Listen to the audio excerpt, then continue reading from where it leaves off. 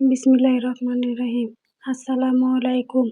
কেমন আছেন বন্ধুরা? আশা করি সকলেই ভালোই আছেন। সকলকে আমার রান্নাঘরে স্বাগত জানাচ্ছি। আজকে আমার রান্নাঘরে পেঁপের একটা রেসিপি নিয়ে এসেছি। আপনারা এভাবে পেঁপে রান্না করে দেখতে পারেন। খেতে অনেক দারুণ লাগে।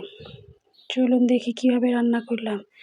এই জন্য আমি আধা পাকা পেঁপে সিদ্ধ করে ফ্রিজে রেখেছিলাম, আর এখানে ছোট আলু কুচি করে কেটে নিয়েছি। চুলায় কড়াই বসিয়ে কড়াইয়ের মধ্যে আমি কেটে রাখা আলু দিয়ে দিলাম।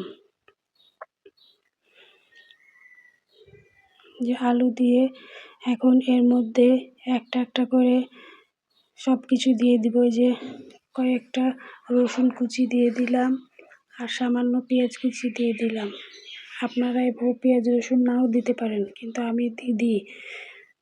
সামান্য লবণ দিলাম, কারণ পেঁপে সিদ্ধতে আমি লবণ দিয়ে রেখেছিলাম, এই জন্য সামান্য দিলাম।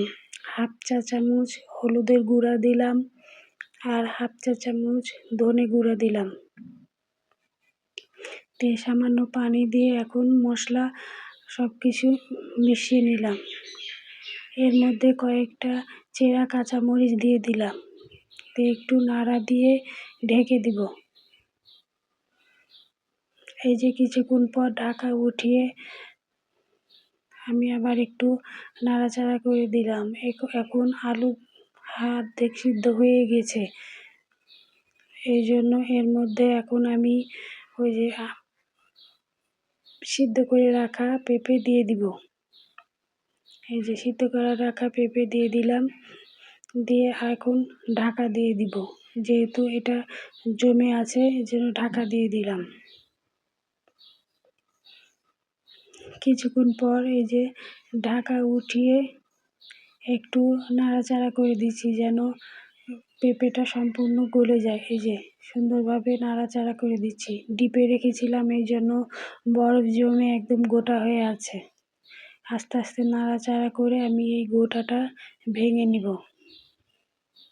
এই যে দেখেন, আমার পানিও মোটামুটি শুকিয়ে গেছে, পেঁপেও একদম সুন্দর ঝরঝরে হয়ে গেছে। এখন এর মধ্যে আমি কুচি করে রাখা টমেটো দিয়ে দিলাম। বন্ধুরা, আমার ভিডিও যদি আপনাদের ভালো লাগে তো অবশ্যই একটা লাইক দিয়ে আমার পাশে থাকবেন। যারা ইউটিউব থেকে দেখছেন তারা একটা লাইক সাবস্ক্রাইব করে আমার পাশে থেকে যেতে পারেন, আর যারা ফেসবুক থেকে দেখছেন তারা ফলো দিয়ে আমার পাশে থেকে যেতে পারেন। এই যে এখন নামিয়ে নিলাম বাগার দেওয়ার জন্য। চুলায় আবার কড়াই বসিয়ে সামান্য তেল দিয়ে দিলাম। এখন এর মধ্যে পেঁয়াজ কুচি ও রসুন কুচি দিয়ে দিলাম। এখন আস্তে আস্তে ভেজে নিচ্ছি। এই যে এর মধ্যে হাফ চা চামচ পাঁচফোড়ন দিয়ে দিলাম, গোটা পাঁচফোড়ন। আমি যে কোনো ভাজি এই সবজিতে পাঁচফোড়ন দিই। এই যে পেঁয়াজ রসুন আমার মোটামুটি ভাজাভাজি হয়ে গেছে। এখন পেঁপে আলু সিদ্ধ দিয়ে দিলাম।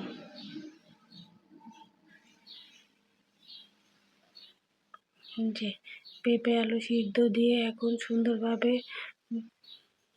নাড়াচাড়া করে পানি শুকিয়ে নিব। এই পর্যায়ে চুলার জাল কিন্তু মিডিয়াম রাখবো। খুব বেশি জোরে জাল দিলে নিচ থেকে পুড়ে যাবে। ওপর থেকে সামান্য জিরা গুঁড়া ছড়িয়ে দিলাম। এই যে সামান্য জিরা গুঁড়া ছড়িয়ে দিলাম। দিয়ে এখন সুন্দরভাবে আস্তে আস্তে নাড়াচাড়া করে পানি শুকিয়ে নিব। আপনারা এইভাবে পেঁপে ভাজি করে দেখতে পারেন, খুব মজা লাগে। আধা পাকা পেঁপে একটু খেতে মিষ্টিও লাগে, আবার একটু ঝাল লবণ সব মিলিয়ে ভালোই লাগে। আপনারা এভাবে করে দেখতে পারেন।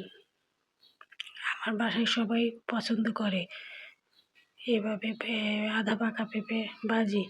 ধন্যবাদ।